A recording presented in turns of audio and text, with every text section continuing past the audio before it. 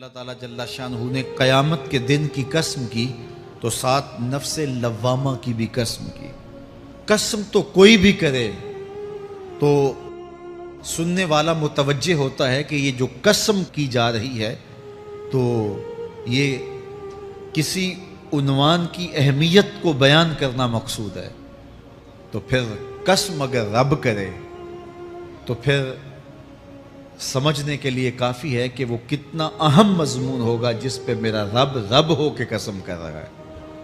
تو قیامت پر اللہ تعالیٰ قسم فرما رہا ہے تاکہ اس کا قسم فرمانا اہل عقل کے لیے کافی ہو کہ اس کے اس بات کے لیے اس سے بڑی کیا دلیل ہو سکتی ہے کہ میرا رب اس پہ قسم کر رہا ہے۔ اَيَحْسَبُ الْإِنسَانُ أَن لَّن نَّجْمَعَ عِظَامَهُ، اللہ تعالیٰ ارشاد فرماتا ہے کہ کیا آدمی یہ سمجھتا ہے کہ ہم ہرگز اس کی ہڈیاں جمع نہیں فرمائیں گے؟ یہ ایک کافر تھا، عدی بن ربیعہ، یہ مراد ہے یہاں انسان سے۔ ایک روایت کے مطابق ابو جہل بن ہشام مراد ہے۔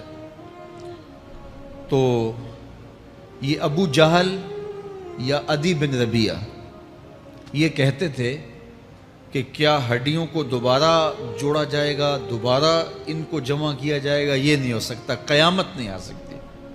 وہ کہتے تھے یہ جہاں ہے بس ختم ہو جائے گا کام تمام، لہٰذا جو عزت پانی ہے، جو لذت حاصل کرنی ہے، جو عیش و عشرت کرنی ہے، جو کچھ کرنا ہے اسی جہان میں کر لو۔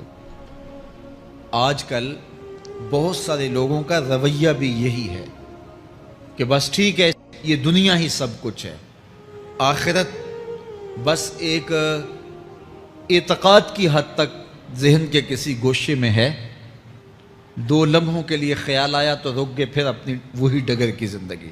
لیکن آخرت جب تیقن کی اس منزل تک پہنچ جائے پھر انسان کے اعمال کے اندر خود بخود جو ہے وہ نظم پیدا ہو جاتا ہے کہ چونکہ میں اللہ کے حضور پیش ہونا ہے اور ایک ایک عمل کا میں نے حساب دینا ہے۔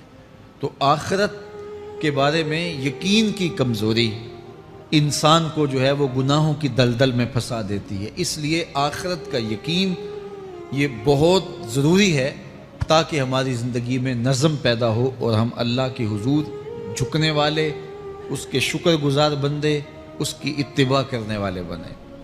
تو اب وہ کافر کہتے تھے ابن ربیعہ یا ابو جہل کہ یہ جو ہڈیاں ہیں ان ہڈیوں کو کیسے دوبارہ زندہ کیا جائے گا۔ نضر بن حارث ایک کافر تھا، وہ کہیں سے قبرستان سے پرانی ہڈی اٹھا لایا اور وہ اتنی بوسیدہ تھی کہ ہاتھ کے لمس سے ٹوٹ ٹوٹ کے گرتی تھی، اور حضور کے پاس آ کھڑا ہوا اور آ کے کہنے لگا کہ کیا ان ہڈیوں کو دوبارہ زندہ کیا جائے گا؟ کون ہے ان کو جو دوبارہ زندہ کرے؟ اور ساتھ ہڈی توڑتا ہے اور اس کے ریزے زمین پہ گرتے ہیں۔ تو حضور علیہ السلام نے اللہ کی جانب سے اس کا جواب دیا۔ ذرا قرآن پڑھیے، سورہ یاسین کا آخری رکوع ہے، وَضَرَبَ لَنَا مَثَلًا وَنَسِیَ خَلْقَهُ قَالَ مَن يُحْیِی الْعِظَامَ وَهِیَ رَمِیمٌ۔ اب وہ باتیں کرنے لگ گیا ہے، اس کی زبان بولنے لگی ہے، اب کہاوتیں ہمارے لیے لاتا ہے، اور کیا کہتا ہے؟ مَن یحیی العظام وہی رمیم، ان ہڈیوں کو کون زندہ کرے گا جبکہ اتنی بوسیدہ ہو گئی ہیں۔ تو یہ نضر بن حارث حضور کے سامنے ہڈی لایا تھا اور توڑتا تھا اور کہتا تھا یہ ہڈیاں زندہ ہوں گی، ان ہڈیوں کو دوبارہ اٹھایا جائے گا جو اتنی بوسیدہ ہو گئی ہیں کہ ہاتھوں کا لمس بھی گوارا نہیں کرتی، اس کو دوبارہ زندہ کیا جائے گا، کون زندہ کرے گا؟ جواب سنو، قُلْ يُحْيِيهَا الَّذِي أَنشَأَهَا أَوَّلَ مَرَّةٍ، اے محبوب فرما دیجئے اب تو ہڈیاں موجود ہیں، جب ہڈیاں بھی نہیں تھیں تو جس رب نے انسان بنایا ہڈیوں کو جوڑ کے نہیں بنا سکتا۔ اب تو میٹیریل موجود ہے جب میٹیریل بھی موجود نہیں تھا۔ هَلْ أَتَىٰ عَلَى الْإِنسَانِ حِینٌ مِّنَ الدَّهْرِ لَمْ یَکُنْ شَیْئًا مَّذْکُورًا، انسان پر وہ وقت بھی آیا ہے جب یہ قابل ذکر چیز ہی نہیں تھا، اس کا نقشہ نہیں تھا، اس کی صورت نہیں تھی، اس کا میٹیریل نہیں تھا، اس کا مادہ نہیں تھا، لیکن جس نے حضرت انسان بنایا، پانی کی بوند سے تخلیق کیا، تو اب کیا وہ ہڈیوں کو جوڑ کر انسان نہیں بنا سکتا؟ تو یہ کفار بات کرتے تھے کہ نہیں نہیں نہیں، اتنی بوسیدہ ہڈیوں کو کیسے زندہ کیا جائے گا، یہ بات سمجھ میں نہیں آتی۔ پھر ان کے ذرے بکھر گئے، بعض انسانوں کو جانور چیڑ پھاڑ کے کھا گئے، کچھ وہ کھا گئے، کچھ ہڈیاں پڑی رہ گئیں، کچھ ان کی ہڈیاں راکھ بن کے اڑ گئیں۔ تو کیسے ہو سکتا ہے کہ ان کو دوبارہ زندہ کیا جائے، ان کے اجزاء جوڑے جائیں؟ اب یہ عدی بن ربیعہ نے بھی یہی کہا۔ اللہ ارشاد فرماتا یحسب الانسان ان نجمع عظامہ، یہ آدمی گمان کرتا ہے، کہتا ہے کیا ہڈیوں کو دوبارہ زندہ کیا جائے گا؟ اللہ فرماتا ہے کیوں نہیں، ہم اس بات پہ قادر ہیں کہ اس کے انگلیوں کے پور پور کو دوبارہ کھڑا کر دیں، اور اس کے اجزاء جو بکھرے ہوئے ہیں ان کو ہم اکٹھا کر کے دوبارہ ان کو جوڑ دیں، ہمارے لیے کوئی مشکل نہیں ہے۔ لیکن یہ اس کا خیال ہے کہ ہڈیوں کو کیسے جوڑا جائے گا، لیکن سورہ یاسین میں جو دلیل دی اس پہ کس قدر جو ہے وہ اشش کرنے کو جی چاہتا ہے۔ فرمایا کہ کل یحییھا الذی انشأھا اول مرہ، یہ کہتے ہیں یہ ہڈیاں کون جوڑے گا؟ کہا جب ہڈیاں بھی نہیں تھی، جس نے ہڈیاں بنائی اس کے لیے جوڑنا کیا مشکل ہے؟ تو یہ عجیب تم نے بات کی۔ تو اللہ تعالیٰ جل شانہ قیامت کے دن ہمارے وجود دوبارہ اٹھائے گا اور اپنے حضور بندوں کو کھڑا کرے گا اور ان سے سوال پوچھے گا۔ یہ نہیں ہے کہ جو مرضی کرتے گئے، ایک آدمی نے ظلم کیا، جبر کیا، زیادتیاں کی، لوگوں کا حق لوٹا، لوگوں کا مال غصب کیا، عزتیں پامال کی، اور اتنا مؤثر تھا کہ عدالتیں وہ خرید لیتا تھا، کچہریاں وہ خرید لیتا تھا، پولیس وہ خرید لیتا تھا، کوئی سے پوچھنے والا نہیں تھا، اس کی بات چلتی تھی، اس کا فون چلتا تھا، اس کا رکا چلتا تھا، عیش و عشرت کی زندگی گزاری اور مر گیا، ہزاروں کے حق غصب کر کے، ہزاروں کا مال ہڑپ کر کے، لوگوں کی آبروئیں لوٹ کے مر گیا اور قبر میں چلا گیا، بس قصہ ختم۔ اب نہ وہ اٹھے گا نہ اس سے حساب لیا جائے گا، تو پھر انصاف کہاں گیا؟ ایک عدالت ایسی ہونی چاہیے کہ جس عدالت میں اس کو بھی پکڑا جائے اور ٹکٹکی پہ باندھا جائے کہ دنیا پر تو کسی نے تجھے پکڑا نہیں، آ اس عدالت میں تیرے خلاف سلطانی گواہ بھی موجود ہیں اور تجھے گناہوں کا، جرم کا بدلہ بھی دیا جائے گا، اور منصف جو ہے وہ انصاف کرے اور ان مظلوموں کو کھڑا کیا جائے کہ دنیا پر تو تمہاری داد رسی کسی نے کی، اس دربار میں تمہاری پوری پوری داد رسی کی جائے گی۔ عقل مانتی ہے کہ ایک ایسا دربار ہونا چاہیے، ایسا احتسابی عمل ہونا چاہیے، ایک ایسی عدالت لگنی چاہیے کہ جس کا کہیں جسے انصاف نہیں ملا اس کو وہاں جا کے انصاف ملے، اور وہ دن قیامت کا دن ہے۔ اس کا یقین زندگی میں نظم پیدا کر دیتا ہے اور تھر تھر بدن کانپتا ہے کہ آج اگر ہم مؤثر بھی ہو جائیں اور کسی کے سامنے جواب دے نہ ہوں، لیکن ایک عدالت تو ہے جہاں ہم نے جواب دہ ہونا ہے اور اپنے ایک ایک عمل کا حساب دینا ہے۔ تو اللہ ارشاد فرماتا ہے کہ اس عدالت کے سامنے تم نے پیش ہونا ہے، تمہارے جوڑ جوڑ کو اللہ تعالیٰ دوبارہ کھڑا کرے گا اور اس کو دوبارہ تخلیق کرے گا اور پیدا کرے گا، اور تم دوبارہ کھڑے ہو جاؤ گے، اس کے حضور پیش ہوگے۔ بل یرید الانسان لیفجر امامہ، بلکہ آدمی چاہتا ہے کہ اس کی نگاہ کے سامنے بدی کرے۔ استغفر اللہ۔ یہ ایک ظالم کافر تھا، وہ حضور کی خدمت میں آیا، کہنے لگا میں نہیں مانتا قیامت آئے گی۔ حضور نے اس کو دلائل دیے، تو جب دلائل کے سامنے بے بس ہو گیا تو کہنے لگا کہ جس قیامت کی آپ بات کرتے ہیں وہ قیامت آ بھی گئی تو میں نہیں مانوں گا۔ اللہ اکبر۔ تو وہ انکار کرنے والوں کی انتہا ہوتی ہے، اور ذرا دیکھیے وہ کیا بول رہا ہے، بل یرید الانسان لیفجر امامہ۔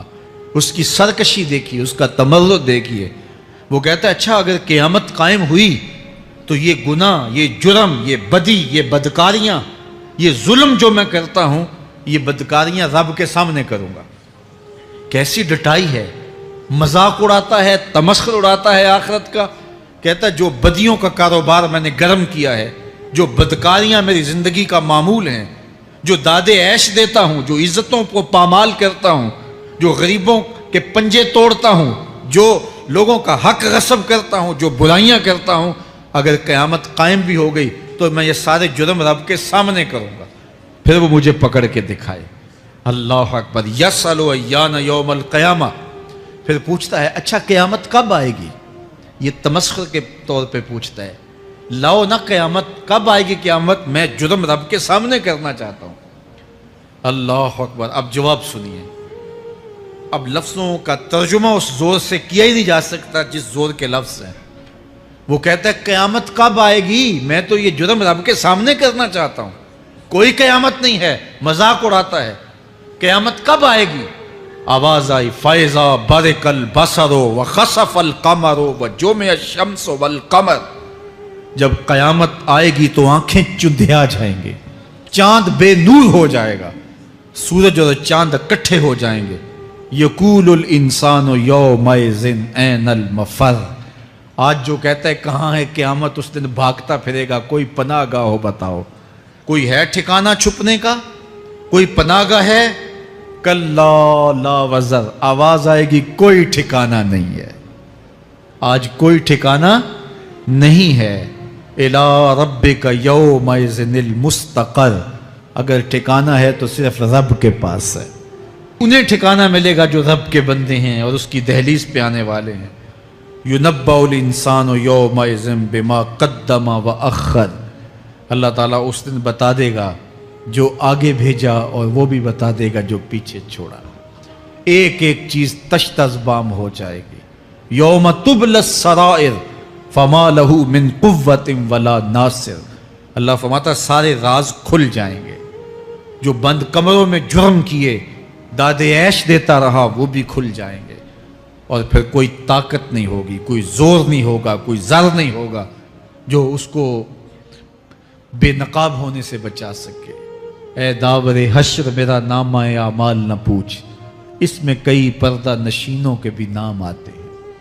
تو وہ کتنا سخت دن ہوگا۔ ارشاد فرمایا جائے گا کہ جو آگے بھیجا، جو پیچھے چھوڑا، جو جرم کرتا رہا، جو نیکیاں کی، جو برائیاں کی، سب کچھ تشت ازبام ہو جائے گا۔ بل الانسان علی نفسہ بصیرہ، بلکہ آدمی خود اپنے حال پر اچھی طرح خود آگاہ ہے۔ ہم اسے نامہ اعمال کے دفتر دیں گے جہاں سب کچھ لکھا ہوگا۔ قرآن بتاتا جب نامہ اعمال سامنے آئے گا تو وہ بے ساختہ پکار اٹھے گا، ما لہذا الکتاب لا یغادر صغیرۃ ولا کبیرۃ الا احصاها، ہائے اس کتاب کو کیا ہوا، اس نے چھوٹی بڑی کوئی بات نہیں چھوڑی، سب کچھ لکھ دیا۔ نامہ اعمال سامنے ہوگے، زمین بولے گی، ہاتھ پاؤں بولیں گے، فرشتے بولیں گے، کرامن کاتبین بتائیں گے یہ کیا کیا جرم کرتا رہا، کیا کیا گناہ کرتا رہا۔ تو اس دن ہر شے سامنے آ جائے گی۔ تو یہ تو ثبوت ہوں گے ہی ہوں گے، لیکن اللہ فرماتا ہے ثبوت تو اپنی جگہ، لیکن بل الانسان علی نفسہ بصیرہ، کیا انسان کو خود نہیں پتا کہ وہ کہاں کھڑا ہے؟ اس کو اپنے جرائم کی فہرست خود یاد ہے، اس کے ضمیر پہ خود اس کا بوجھ موجود ہے۔ اسے یہ نامہ اعمال نہ بتاتے، فرشتے نہ بتاتے، پھر بھی اسے پتا تھا کہ میں کیا ہوں اور کہاں میں نے جرم کیا ہے۔ وَلَوْ أَلْقَى مَعَاذِيرَهُ، اللہ اکبر، اگر اس کے پاس جتنے بہانے ہوں سب لا ڈالے، جب بھی کوئی اس کا بہانہ نہیں سنا جائے گا۔ قیامت کا دن ہوگا، دنیا کے اوپر تو بہانوں سے انسان بچ نکلتا ہے۔ کوئی جھوٹ بول لیا، کوئی جھوٹا گواہ پیش کر دیا، کوئی مکر کر لیا، کوئی رشوت چل گئی، کوئی سفارش کام آ گئی، کوئی بہانہ تراش لیا، بات کو توڑ موڑ کے پیش کر لیا۔ لیکن قیامت کا جب دن ہوگا تو کوئی نہ جھوٹا گواہ چلے گا، نہ رب کی پولیس رشوت لیتی ہے، نہ وہاں انصاف کے خلاف کوئی کام ہوگا، اور نہ ہی کوئی بہانہ چل سکے گا۔ اللہ اکبر۔ دوسری بات مفسرین نے یہ بھی لکھی کہ بعض اوقات یہ ہوتا ہے کہ انسان اپنے گناہ پر، اپنے جرم پر کوئی بہانہ تلاش کر کے لوگوں کو مطمئن کر لیتا ہے۔ جو اس نے جرم کیا، کسی سے زیادتی کی، کسی کا حق غصب کیا، تو لوگوں نے ملامت کی تو وہ کوئی بہانہ تلاشتا ہے اور لوگوں کو مطمئن کر لیتا ہے۔ بعض کا لاجواب کر دیتا ہے، بعض کا مطمئن بھی کر لیتا ہے۔ وہ لوگوں کو تو مطمئن کر لیتا ہے لیکن وہ خود مطمئن نہیں ہو سکتا۔ جس نے جرم کیا ہوتا ہے، جرم اس کو اندر سے ڈستا رہتا ہے، اس کا ضمیر اس کو ٹھوکریں مارتا رہتا ہے، اندر کی بے چینی اسے تنگ کرتی رہتی ہے، اگرچہ وہ دلائل سے، مکر و فریب سے، باتوں کو توڑ موڑ کے عذر کر لیتا ہے، کوئی بہانہ بنا لیتا ہے، لیکن اس کے باوجود اس کے اندر کوئی چین، اندر کوئی اطمینان نہیں ہوتا۔ اللہ اکبر! تو مجرم بے چین رہتا ہے۔ آج ہماری بے چینیوں کا ایک سبب ہمارا مالک کی دہلیز سے منہ موڑنا اور بہت سارے دیدہ نادیدہ گناہوں کا ارتکاب کرنا ہے۔ جب ہم سے سستیاں ہو جاتی ہیں، کوتاہیاں ہو جاتی ہیں، تو وہ گناہ ہمارا پیچھا نہیں چھوڑتے اور ہمیں بے چین اور مضطرب رکھتے ہیں۔ تو بعض اوقات جو ہے وہ ہم کہتے ہیں کہ پتہ نہیں بے چینی کیا ہے۔ بے چینی گناہوں کی ہے۔ گناہ طبیعت میں بے چینی پیدا کر دیتا ہے، سکون نہیں آنے دیتا۔ اطمینان کی دولت چھن جاتی ہے جب کوئی شخص گناہ کرتا ہے، اور یہ لازمی نہیں ہے کہ وہ کسی کا حق غصب کرے، اس نے کسی کی عزت ہی پامال کی ہو، اس نے کسی کی آبرو پہ حملہ کیا ہو۔ اگر نماز چھوڑی ہے تو بے چینی یہ بھی کم نہیں ہے، یہ رب کی نافرمانی ہے۔ اگر اس کی نظر بھٹکی ہے تو یہ بھی کم بے چینی نہیں دیتی۔ اگر اس کا خیال بہکا ہے، اس نے زبان سے کسی کو دکھ دیا ہے، اس نے کسی کے لیے سب و شتم کا انداز اختیار کیا ہے، گالی گلوچ کا رنگ اختیار کیا ہے، تو پھر کیا ہوا کہ یہ بے چینی اندر کو توڑتی رہتی ہے۔ انسان چلتا پھرتا ہے لیکن اسے طمانیت نہیں ملتی، اسے سکون نہیں ملتا۔ سکون کب ملے گا؟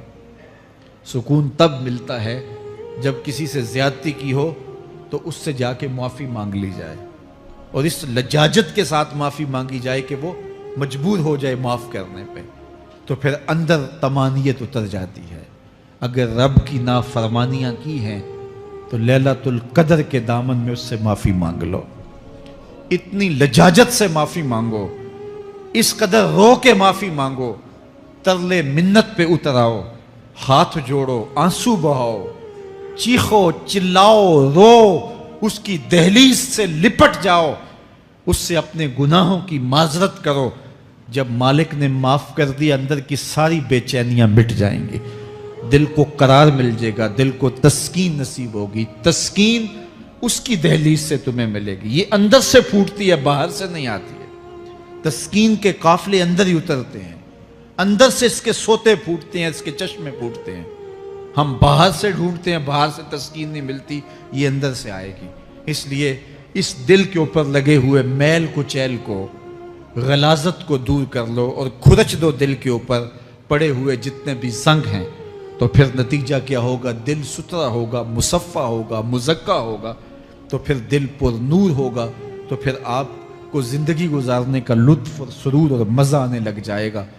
تو انسان جب دلیلیں تراشتا ہے، اس سے بعض اوقات اپنے آپ کو بھی مطمئن کرنے کی کوشش کرتا ہے، اوروں کو بھی مطمئن کر لیتا ہے، لیکن حقیقت میں اطمینان نہیں ہوتا، وہ بے چینی ہوتی ہے۔ تو اللہ تعالیٰ جل شانہ اس کہانی کو بیان کرتے ہوئے ایک اور مضمون کو بیان کیا، اور یہ بالکل درمیان میں جملہ معترضہ کے طور پہ جو ہے وہ نظر آ رہا ہے کہ بات تو چل رہی ہے، تو اچانک اللہ اپنے محبوب سے مخاطبہ فرماتا ہے اور کیا ارشاد کرتا ہے؟ لا تحرک بہ لسانک لتعجل بہ۔ تو یہ اچانک بات کیوں آ گئی؟ اصل بات یہ تھی کہ جب وحی نازل ہوتی تو آقا کریم علیہ السلام ہمہ تن گوش ہو کے اس وحی کو سنتے، پھر اس کو محفوظ کرنے کی فکر ہوتی کہ جو میں نے سنا ہے وہ اچھی طرح مجھے یاد ہو جائے، اور پھر آقا کریم علیہ السلام کی تیسری فکر یہ ہوتی کہ اس کے جو معارف ہیں، اسرار ہیں، اور اس کے جو ثمرات ہیں، اس کی جو تفصیلات اور نکلنے والے اس کے نتائج ہیں، وہ بھی اچھی طرح جو ہے وہ میں سمجھ پاؤں۔ تو یہ تین مشقتیں بیک وقت حضور گوارا کر رہے ہوتے۔ اب قیامت کا ہولناک منظر جو پیش کیا گیا، اور پھر انسان جب اپنے رب کی نافرمانی کرتا ہے تو جو اس کا حال ہوتا ہے، تو یہ سارے مضامین کو اللہ کے محبوب سن رہے تھے۔ حضور کے قلب اطہر پر گرانی آئی، اور میرے رب کو کیسے گوارا تھا۔ جو حضور سن رہے تھے جلدی جلدی اس کو زبان پہ لانا چاہ رہے تھے تاکہ وہ اچھی طرح ازبر ہو جائے، لیکن اللہ نے محبوب کی اس مشقت کو دیکھا تو فرمایا لا تحرک بہ لسانک لتعجل بہ۔ محبوب آپ اپنی زبان کو جنبش نہ دیں، آپ جلدی کرتے ہیں تاکہ وہ جو میں نے سنا ہے وہ میری زبان پہ آ جائے۔ ان علینا جمعہ و قرآن، یہ ہمارے اوپر ہے، ہم آپ کے دل میں جمع بھی کریں گے، جو آپ کو سکھایا ہے وہ آپ کو یاد بھی رہے گا، وہ آپ بھول نہیں سکیں گے۔ فَإِذَا قَرَأْنَاهُ فَاتَّبِعْ قُرْآنَهُ، اور جب ہم پڑھ لیں تو پھر اس کے بعد آپ اس کو دہرائیں پڑھیں۔ ثُمَّ إِنَّ عَلَيْنَا بَيَانًا، پھر اس کی تفصیل بھی ہمارے ذمہ ہے، اس کا بیان بھی ہمارے ذمہ ہے۔ اس سے وہ لوگ جو حجیت حدیث کا انکار کرتے ہیں اور پھر وہ کہتے ہیں کہ نہیں بس قرآن مجید کی آیات ہی ہیں، اس کے علاوہ اور کچھ نہیں ہے، وہ من اللہ نہیں ہے، تو یہاں غور کرنا ہے۔ ثم ان علینا بیانہ فرمایا گیا، پھر ہمارے اوپر ہے اس کا بیان جو آپ کو ہم القاء کریں۔ اور آقا کریم نے فرمایا، سنن نسائی کی روایت ہے، انما اوتیت القرآن ومثلہ معہ، مجھے قرآن دیا گیا اور قرآن جتنے اور علوم بھی میرے سینے میں رکھے گئے۔ تو صرف قرآن ہی نہیں اتارا گیا حضور کے سینے میں، حضور کے سینے میں بہت کچھ نازل کیا۔ حضور کا سینہ گنجینہ ہے اسرار و معانی کا، اور اللہ تعالیٰ جل شانہ نے اپنے محبوب کو بہت کچھ عطا کیا۔ یہ بیان کرنے کے بعد فرمایا، کلا بل تحبون العاجلہ وتذرون الآخرہ۔ اللہ اکبر، کوئی نہیں بلکہ یہ جو تم لوگ ہو اے کافرو، تم اس چیز کو پسند کرتے ہو جو بالکل نقد ہے، جو جلد ملنے والی ہے۔ دنیا کا سودا نقد ہے، دنیا کے نفع نقد ہیں، دنیا کی لذات نقد ہیں۔ شیطان کہتا ہے اب چوری کرو اب مال آئے گا، اب زنا کرو اب لذت ملے گی، اب ڈاکہ کرو اب امیر ہو جاؤ گے۔ تو دنیا کے سودے نقد ہیں اور آخرت کے وعدے ادھار ہیں۔ تو ارشاد فرمایا، بل تحبون العاجلہ، تم دنیا کی جو عاجل چیزیں ہیں، جو بالکل نقد سودے ہیں، تم ان کے پیچھے پڑتے ہو، وتذرون الآخرہ، اور آخرت کو چھوڑتے ہو۔ دوسرے مقام پہ ارشاد فرمایا سورہ الاعلیٰ میں، بل تؤثرون الحیات الدنیا والآخرۃ خیر وابقی، تم دنیا کی جیتی زندگی کو ترجیح دیتے ہو، حالانکہ آخرت بہتر بھی ہے اور دائمی بھی۔ میں آپ کی توجہ چاہوں گا، آخرت بہتر بھی ہے اور دائمی بھی، لیکن تمہاری ترجیح یہ دنیا ہے جس کی آخرت کے مقابلے میں کوئی حیثیت ہی نہیں ہے۔ حضور نے ارشاد فرمایا، اگر کسی کو جنت میں ایک کوڑا رکھنے کی جگہ مل جائے، ایک ڈنڈا رکھنے کی جگہ مل جائے، دنیا و ما فیہا کی دولتوں سے وہ زیادہ قیمتی ہے۔ 7 براعظموں پہ پھیلی ہوئی کائنات، سمندروں کی تہوں میں قیمتی موتی، پہاڑوں کے دامن میں قیمتی معدنیات، مالیاتی اداروں کے پاس سرمائے، لوگوں کے پاس دولت کے انبار، یہ سارے اکٹھے کر لیے جائیں اور ان کی قیمت لگائی جائے، اور جنت میں ایک ڈنڈا رکھنے کی جگہ، ایک عصا رکھنے کی جگہ، ایک کوڑا رکھنے کی جگہ، وہ جگہ پھر بھی زیادہ قیمتی ہے۔ پراپرٹی ویلیو ہوتی ہے نا، وہ کہتے ہیں کہ دور دراز دیہات سے 10 ایکڑ فروخت کریں تو یہاں ہمارے بائی پاس پہ اگر لیں تو 1 کنال جگہ آئے گی، 10 ایکڑ فروخت کر کے یہاں 1 کنال ملے گی۔ اور اگر آپ مزید اس کو فروخت کر کے مزید جو ہے وہ کسی مہنگے علاقے میں چلے جائیں تو ہو سکتا ہے 2 مرلے اس 10 ایکڑ کے مقابلے میں آئیں۔ تو اس طرح مختلف جگہوں کی پراپرٹی ویلیو ہوتی ہے۔ اللہ کے محبوب جنت کی پراپرٹی ویلیو بتا رہے ہیں۔ 7 براعظموں پہ پھیلی ہوئی کائنات کو ایک پلڑے میں رکھیں، پوری دنیا کے اندر جو سرمائے ہیں، جو ماضی میں سرمائے لوگوں نے خرچ کر لیے، جو حال میں موجود ہیں، جو آنے والے ادوار میں لوگوں کے پاس آئیں گے، قارون کا خزانہ اور سرمائے سارے اکٹھے کر کے ایک پلڑے میں رکھ دیں، جنت میں ایک عصا رکھنے کی جگہ پھر بھی زیادہ قیمتی ہے۔ تو پھر دنیا کی آخرت کے مقابلے میں قیمت کیا ہوئی، دنیا کی جنت کے مقابلے میں ویلیو کیا ہوئی؟ اور جنت میں سب سے کم جگہ کس کو ملے گی؟ جو سب سے آخر میں جائے گا۔ ظاہر ہے سب سے کم جگہ اسی کے پاس ہوگی جو سب سے آخر میں جہنم کے دھکے کھا کھا کے، رگڑے سہ سہ کے پھر آخر میں جنت میں جائے گا، سب سے تھوڑی جگہ اس کے پاس ہوگی۔ حدیث پاک میں آتا ہے، بخاری میں آتا ہے، حضور نے ارشاد فرمایا کہ جب جہنم سے آخری جہنمی نکالا جائے گا تو اللہ تعالیٰ اسے پوچھے گا بتا تیری کوئی آرزو، تو وہ کہے گا مالک یہ آرزو ہے، یہ آرزو ہے، مختلف آرزوؤں بتائے گا۔ اللہ فرمائے گا لکا ما تمنیتا، جو تو نے آرزو کی جا جا تجھے میں نے عطا کر دی، اب جنت میں چلا جا۔ تو اس کی تو توقع یہ ہوگی کہ سایہ دیوار جنت میں جگہ مل جائے تو غنیمت ہے، اور اگر جنت کے اندر جاؤں تو کوئی جھونپڑا مل جائے 2 مرلے کا تو وہ بھی کافی ہے۔ لیکن اللہ اسے کتنی جگہ دے گا؟ اللہ فرمائے گا جا جنت میں، تیرے لیے جنت میں دنیا سے 10 گنا جگہ ہے۔ 7 بر اعظموں کو 10 سے ضرب دے تو کہا کہ دنیا سے 10 گنا جگہ تیرے لیے۔ اس کو یقین ہی نہیں آئے گا، وہ کہے گا اتسخر وانت الملک، میرے رب تو بادشاہ ہو کے مجھ سے مذاق کر رہا ہے؟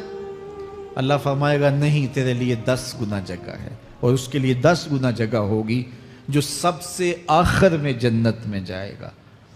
میں آپ کی توجہ چاہوں گا، جو آخری جنتی ہے اس کے پاس کتنی جگہ ہوگی، کتنی پراپرٹی ہوگی؟ آج تو 2 10 20 50 مربع کسی کے پاس ہوں تو وہ اتراتا ہوا چلتا ہے کہ میں اتنا بڑا ذمہ دار ہوں۔ جنت میں آخری جنتی کی جگہ کتنی ہوگی؟ دنیا سے 10 گنا جگہ۔ تو داتا گنج بخش علی حجویری کی جاگیروں کا عالم کیا ہوگا؟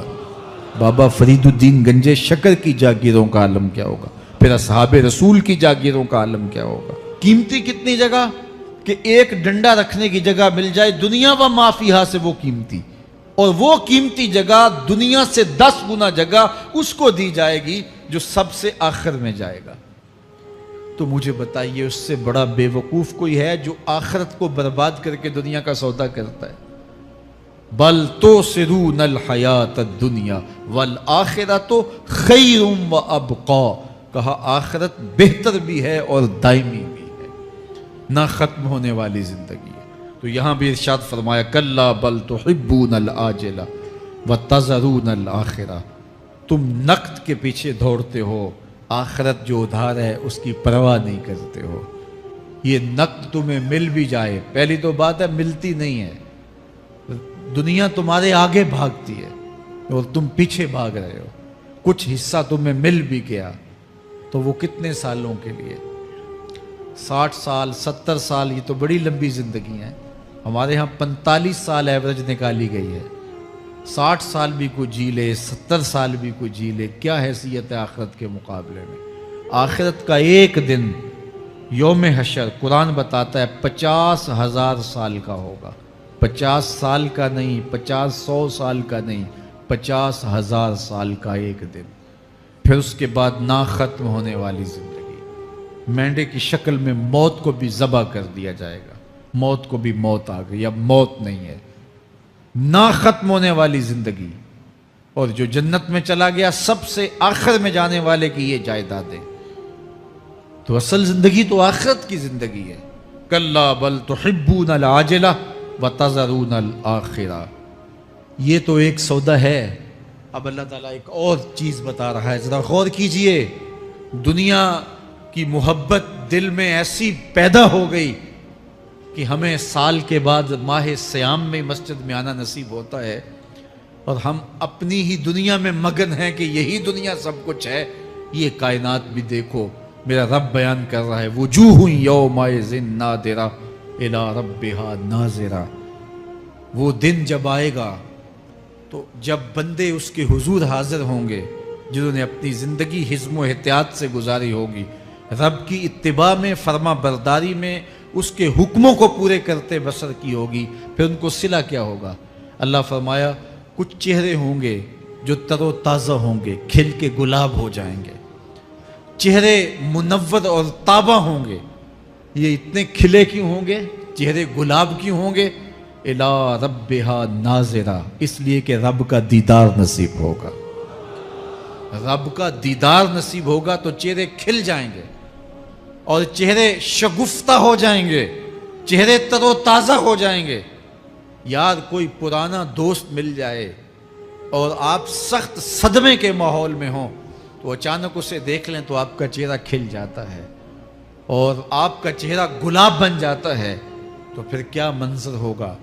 دنیا کے تھکے ہوئے لوگ जंगों के सताए हुए लोग, बदर, ओहद, हुनैन और करबला की सख्तियां गवारा किए हुए लोग, तहज्जुद के अंदर लंबा क़याम करके रातों की तन्हाइयों के थके हुए लोग, हलाल खाया हराम नहीं खाया और दुनिया से पीछे रह गए, दुनिया आगे चली गई और ये हलाल की तलाश में बज़ाहिर पीछे रह गए।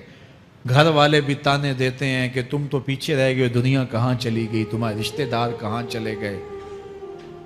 ताने और तानो तशनी के बरसते तीर सहे सारी जिंदगी गुजार दी। दुखों के मारे हुए ये शख्स जब क़यामत के दिन अपने रब के हुजूर जाएंगे तो अल्लाह रुख अनवर से निकाब हटा देगा। फिर क्या होगा? अल्लाह का दीदार होगा तो ये चेहरे खिल जाएंगे, सारी थकन उतर जाएगी, जन्म जन्म की सारी थकन उतर जाएगी और चेहरे शगुफ्ता गुलाब बन जाएंगे। अल्लाह फरमाएगा देखो इनके चेहरे कैसे खिले हुए, वुजूह यौमइज़िन नादिरा इला रब्बिहा नाज़िरा। ये तो खुशनसीब लोगों के चेहरे हैं। व वुजूह यौमइज़िन बासिरा, और फिर उस दिन कुछ मुंह बिगड़े हुए होंगे। कैसे बिगड़े होंगे?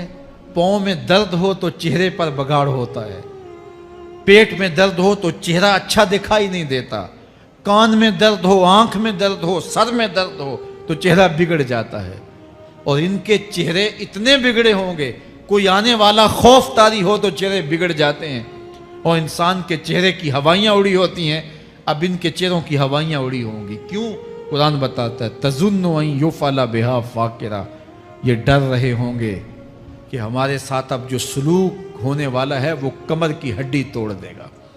हमने रब के हुक्मों को तोड़ा, हमने परवाह ही नहीं की। हम समझे दुनिया में आए हैं तो हमारी दुनिया है, आवारा हो, ख्वाहिशात नफ्स के मुताबिक जिंदगी गुजारें, आंखें बेहयाई में लगी रहीं, सोचें आवारगी में लगी रहीं, कान नगमे सुनते रहे, जुबान झूठ बकती रही, जुल्मो जबर का बाजार गर्म रखा, इस्मतें इज्जतें पामाल करता रहा, लोगों का माल लूटता रहा, हक गसब करता रहा, कलेजी और दिल चीरता रहा, लोगों को जख्मी करता रहा, लोगों के जज्बात से खेलता रहा। परवाह नहीं की कि ये दुनिया है, इम्तिहान गाह है, चंद दिनों के लिए आए हैं, अल्लाह के हुजूर पेश होना है, अमलों का हिसाब होना है।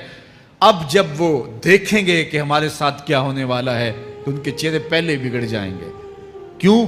वो गुमान करेंगे कि उनकी रीढ़ की हड्डी तोड़ दी जाएगी। ऐसे अजाब आएंगे जिस तरह किसी की रीढ़ की हड्डी टूट जाए तो उसका चेहरा शगुफ्ता गुलाब तो नहीं होता, उसका चेहरा जो है वो तो किस कदर मुरझाया हुआ होता है। तो अल्लाह इरशाद फरमाता है इस तरह इनके चेहरे होंगे। अभी अजाब आया नहीं है लेकिन चेहरे पहले उतरे हुए होंगे और जब अजाब की भट्टी में डाले जाएंगे, अल्लाह अकबर। और वो सख्त अजाब, हुजूर ने जिब्रील अमीन से पूछा मुझे जहन्नुम के अजाबों का जिक्र सुनाओ। अर्ज़ की हुजूर सबसे हल्के अजाब की कहानी सुनाता हूँ, और वो ये कि जहन्नुमी के पाँव में आग का जूता रखा जाएगा, बाकी पूरा बदन उसका सलामत होगा। ये सबसे हल्के अजाब की कैफियत है। अब पाँव में आग का जूता होगा, हिद्दत, गर्मी, शिद्दत इतनी होगी कि दिमाग पिघल के नाक और कानों के रास्ते से बाहर आ जाएगा। पाँव में रखे हुए जूते की गर्मी दिमाग को ऐसे चढ़ेगी कि वो पिघल जाएगा और नाक और कानों के रास्ते से बाहर आ जाएगा। तो अल्लाह के अजाब के खौफ से चेहरे बिगड़ जाएंगे, हालत सलामत नहीं रहेगी। ये बात ज़हन में रखें कि अल्लाह जिसको जहन्नुम में डालेगा उसको इस सूरत में नहीं डालेगा, ये मुहम्मदी सूरत है। ये शक्ल उसकी छीन ली जाएगी और उसकी शक्ल बड़ी कर दी जाएगी। उसका एक एक दांत ओहद पहाड़ जितना होगा।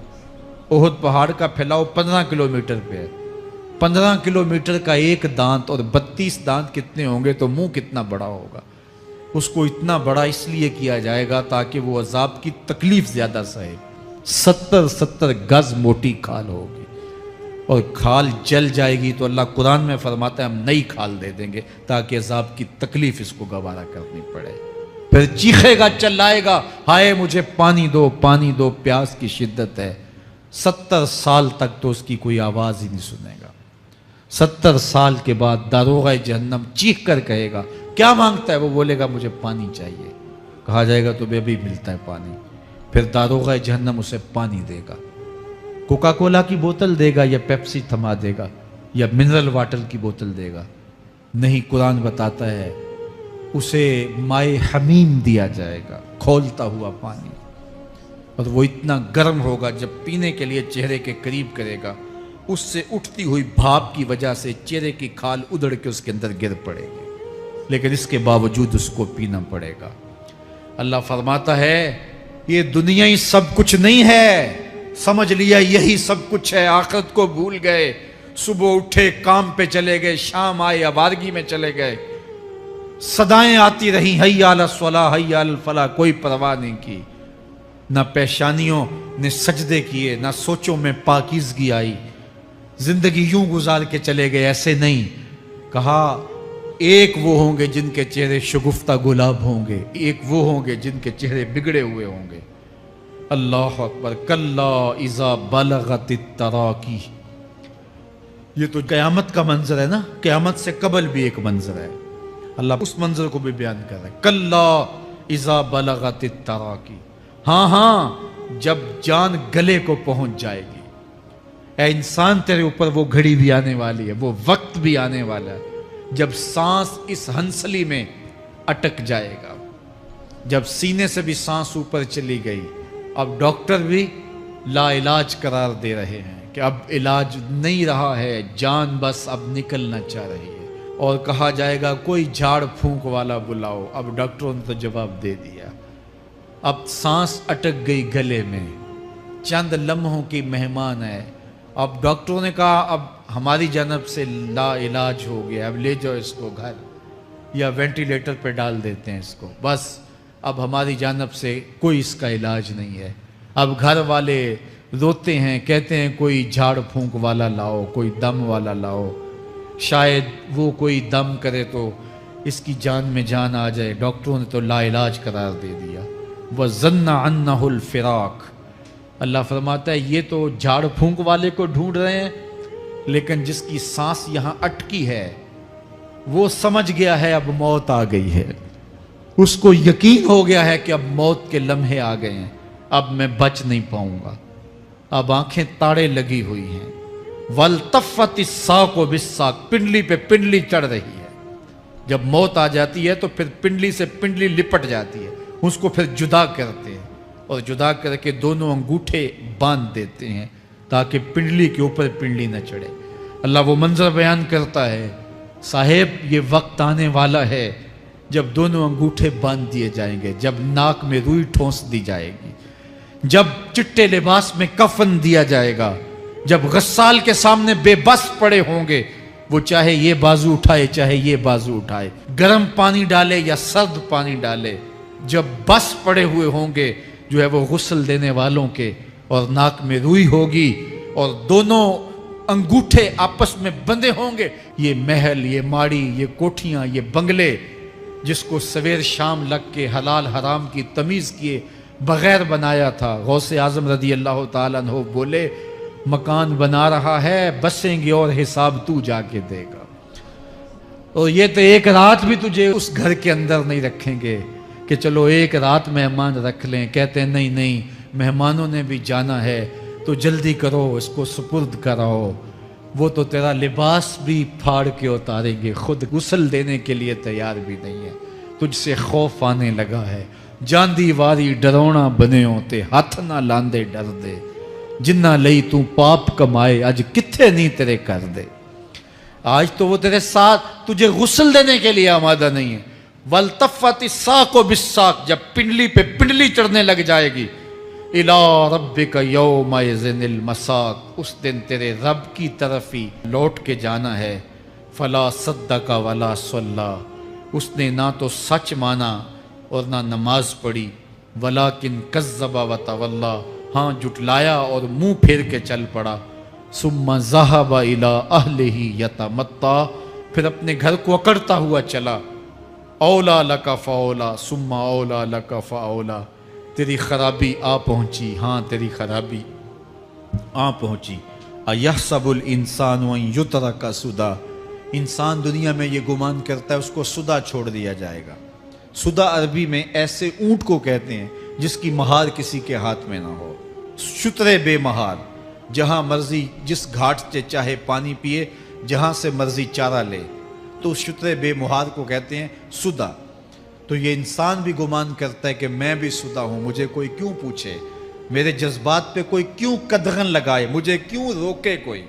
بالخصوص جوانی کے ایام کے اندر جوان کو بڑا ہوتا ہے کہ کوئی مجھے کیوں، وہ تو ماں باپ کے کہنے میں بھی نہیں آنا چاہتا، وہ کہتا ہے کیوں مجھے روکتے ہیں، میری جوانی ہے، میرے جذبات ہیں، مجھے آزادی سے جینے دو، کیوں میرے راستے میں رکاوٹ بنتے ہو، میں سدا ہوں۔ اللہ فرماتا ہے نہیں، ایک اونٹ تو سدا ہو سکتا ہے، جس کو میں نے اشرف المخلوقات بنایا ہے اس کو تو سدا نہیں چھوڑوں گا، اس کو تو پابند بناؤں گا حکام کا۔ اب وہ کہتا ہے کہ نہیں نہیں، یہ کیسے دوبارہ اٹھائے جائیں گے؟ اب دوبارہ وہی بات پھر آ گئی، الم یک نطفۃ من منی یمنا۔ اللہ فرماتا ہے ایک بوند تھی نا، پانی کا ایک قطرہ تھا جو رحم مادر میں رکھا گیا، ثم کان علقہ، پھر وہ پانی کا قطرہ لوتھڑا بنا، فخلق فسوی، پھر اللہ نے اسے پیدا فرمایا اور پھر ٹھیک ہموار کیا، فجعل منہ الزوجین الذکر والانثی، پھر اس سے وہ جوڑ بنائے، کوئی مرد بنایا کوئی عورت بنائی۔ کہا اب غور کر، اب تیری آنکھیں دیکھتی ہیں، بجلیاں چمکتی ہیں، تیری زبان کا طوطی بولتا ہے، لوگ اشش کرتے ہیں تیری گفتگو پہ، تیری گفتار پہ صدقے جاتے ہیں، تیرے لہجے کے جمال کو دیکھتے ہیں، تیرے سینے کا زور، تیرے پنجوں کی طاقت، تیری دماغ کی تیزیاں اور تیری سوچوں کے اجالے، تیری زوردار ٹانگیں، تیرے کڑیل بازو اور تیری چوڑی چھاتی اور تیرے گلاب کی پتیوں جیسے ہونٹ، اے انسان یہ سب کچھ کہاں تراشا گیا؟ ماں کے رحم میں، اس تاریکی میں جو 3 پردوں میں تھی، تیرا سر تیرے گھٹنوں میں تھا، اور تیرے رب نے وہاں تیرے اندر نسوانیت یا رجولیت کی صلاحیتیں پیدا کی، تیری آنکھوں میں چمک پیدا کی، تیرے کانوں میں نغمے بکھیرے، تیری زبان کے پٹھوں پہ قوت ذائقہ رکھی، تجھے بولنے کی صلاحیت دی، تیرے پنجوں میں زور رکھا۔ آج تو مفتی شہر ہے، آج تو علامۃ الدہر ہے، آج تو قاضی القضات ہے، آج تو منسٹر ہے، آج تو وزیر اعظم ہے، آج تو پہلوان ہے، آج تو شہزادہ ہے، آج تو بادشاہ ہے، آج تو زوراور ہے، آج تیری طاقت کے کیا کہنے، آج شیروں کو تو نچا لیتا ہے، ہاتھیوں کو تو بٹھا لیتا ہے، آج تو بڑا زوراور گھڑ سوار ہے، آج تیری طاقت کے کیا کہنے، تو کشتی کرتا ہے، زمانہ دیکھنے آتا ہے، آج تیری طاقت کے شوہرے ہیں، تیری عظمت کے تنتنے ہیں، لیکن انسان تو ایک ناپاک قطرہ تھا اور رحم مادر میں تھا، تیرے اندر یہ رنگ کس نے بھرے، تیرے کانوں میں نغمے کس نے رکھے، تجھے دماغ کی قوتیں کس نے دی، زبان کو بولنا کس نے سکھایا، آنکھوں میں توانائیاں کس نے رکھی، تیری زبان کا طوطی بولتا ہے، یہ سلیقے کس نے دیے؟ پھر اللہ فرمایا، کتنا زوردار بیان ہے، الیس ذالک بقادر علی ان یحیی الموتى، جو ماں کے پیٹ میں ایک نطفے کو ایک خوبصورت انسان بنا سکتا ہے، ہڈیوں کو جوڑ کے دوبارہ انسان نہیں بنا سکتا؟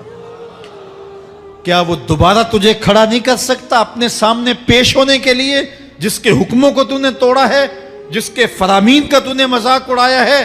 کیا وہ اتنا ہی بے بس ہے کہ اپنے حضور تجھے جو ہے وہ کھڑا ہی نہیں کر سکتا ہے؟ جس رب نے تجھے ماں کے شکم میں شکل دی، حضرت شیخ فرید الدین عطار بولتے ہیں، سانے کستی سلاتی می شود، ایسا کاریگر ہے مٹی سے بادشاہ بنا ڈالتا ہے۔ اس نے مٹی سے دارا و سکندر بنائے، اس نے مٹی سے جو ہے وہ رستم و سہراب بنائے، اس نے مٹی سے کیا کیا بنا دیا، جو مٹی سے بادشاہ بنا سکتا ہے، جو نطفہ رحم مادر سے جو ہے وہ شکل اور صورت اور رنگ اور جمال بنا دیتا ہے۔ تیری صورت نکھرتی ہے، تیرے ہونٹ گلابی ہیں اور تیری نرگسی آنکھیں ہیں، تیرے ریشمی بال ہیں اور تیری خوبصورت رنگت ہے، تو چال چلتا ہے تو لگتا ہے قیامت چل رہی ہے، تیرا قد رانا جو ہے وہ صنوبر کو شرماتا ہے، تیری گفتار کے تنتنے ہیں۔ جس نے اتنی خوبصورت شکل ماں کے رحم میں بنائی، کیا وہ ہڈیوں کو جوڑ کے دوبارہ انسان نہیں بنا سکتا؟ وہ دوبارہ انسان بنائے گا اور پھر تجھے اپنے حضور کھڑا کرے گا۔ اور ایک حدیث میں آتا ہے اللہ بندے کو اپنے حضور کھڑا کرنے کے بعد اپنے سامنے سے ہٹنے نہیں دے گا جب تک 5 سوال نہیں پوچھ لے گا۔ ان عمرہ ہی فیما افنا ہو، اس کی عمر کے بارے میں پوچھے گا کہاں ضائع کی؟ میں نے تجھے زندگی دی 60 سال 70 سال 40 سال 50 سال، اس زندگی کو کہاں گزار کے آیا ہے؟ ان شباب ہی فیما ابلا ہو، اس کی جوانی کے بارے میں پوچھا جائے گا جوانی کہاں گزار کے آیا ہے؟ مجنوں تو نہیں بنا رہا، خواہشات کا اسیر تو نہیں ہو گیا، دیوانوں کی طرح زندگی تو نہیں گزار کے آ گیا؟ تیری جوانی کسی چوک میں تو نہیں گزری، تیری جوانی آوارگی میں تو نہیں گزری، ساری رات سوشل میڈیا کے اوپر گندگی اور غلاستیں تو نہیں دیکھتا رہا؟ تیری زندگی گزری کہاں ہے؟ تیری جوانی گزری کہاں ہے؟ اگر کوئی جواب نہ ہوا تو پھر کیا جواب دے گا؟ اور وہ کتنا خوش نصیب ہوگا جو کہے گا مالک میری جوانی سجدوں میں گزری، میری جوانی قیام میں گزری، میری جوانی رکوع میں گزری۔ میرے حضور فرماتے ہیں سبعۃ یظلھم اللہ فی ظلہ یوم لا ظل الا ظلہ، 7 اشخاص ایسے ہیں قیامت کے دن جب کوئی سایہ نہیں ہوگا اللہ ان 7 کو اپنے عرش کا سایہ دے گا۔ ان میں سے دوسرا شخص میرے حضور نے بیان فرمایا وشاب نشأ فی عبادت اللہ، وہ جوان جس کی جوانی اللہ کی عبادت میں گزری۔ جوانوں اپنی زندگی کو مالک کی دہلیز پہ لے آؤ، جوانی وہی ہے جو مالک کی چوکھٹ پہ گزرے۔ اپنے دل کا تعلق جوڑو، عشق کرنا ہے تو پھر آمنہ کے لال سے کرو، محبت کا رشتہ ان سے جوڑو، تعلق کا ربط ان سے قائم کرو، جوانی کو دین کی راہ پہ ڈالو۔ اللہ اکبر، سنو میرے حضور کا فرمان انا حبیب اللہ، میں اللہ کا حبیب ہوں۔ پھر فرمایا الشاب التائب حبیب اللہ، جو جوان جوانی میں توبہ کرے وہ بھی اللہ کا حبیب ہے۔ آؤ اللہ کے حبیب بن جاؤ، اللہ کے حبیب بن جاؤ، اللہ کے حبیب بن جاؤ، اللہ کے محبوب بن جاؤ۔ لیلۃ القدر کی گھڑیاں ہیں، رات کا پچھلا پہر ہے، اللہ کے حضور یہ عہد کر کے اٹھو مالک جو زندگی گزر گئی، آئندہ جوانی کا ایک ایک لمحہ تیرے لیے گزرے گا، جیوں گا تو تیرے لیے، مروں گا تو تیرے لیے۔ میری ایک ایک سانس تیرے نام وقف ہوئی، میری زندگی کی ایک ایک ساتھ تیرے نام وقف ہوئی، میں اپنا سب کچھ تیرے لیے پیش کرتا ہوں۔ میری زندگی کا مالک بھی تو ہے، میری موت و حیات کا خالق اور مالک بھی تو ہے، یہ زندگی تو نے دی، تیری امانت ہے، تیرے حضور ہی پیش کرتا ہوں۔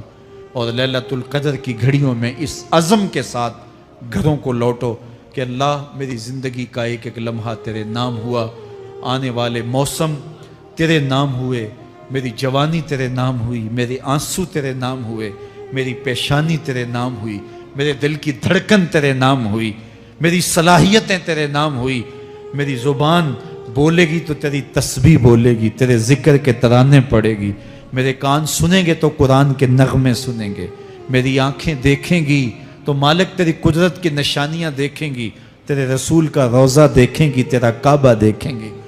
مالک میری زبان سچائی کے نور سے مالا مال ہوگی اور میں ساری زندگی تیرے نام کرتا ہوں۔ اور جب آپ اپنی ساری زندگی اللہ کے نام کر دیں گے تو پھر وہ پوری کائنات تمہارے نام کر دے گا۔ کی محمد سے وفا تو نے تو ہم تیرے ہیں، یہ جہاں چیز ہے کیا لوح و قلم تیرے ہیں۔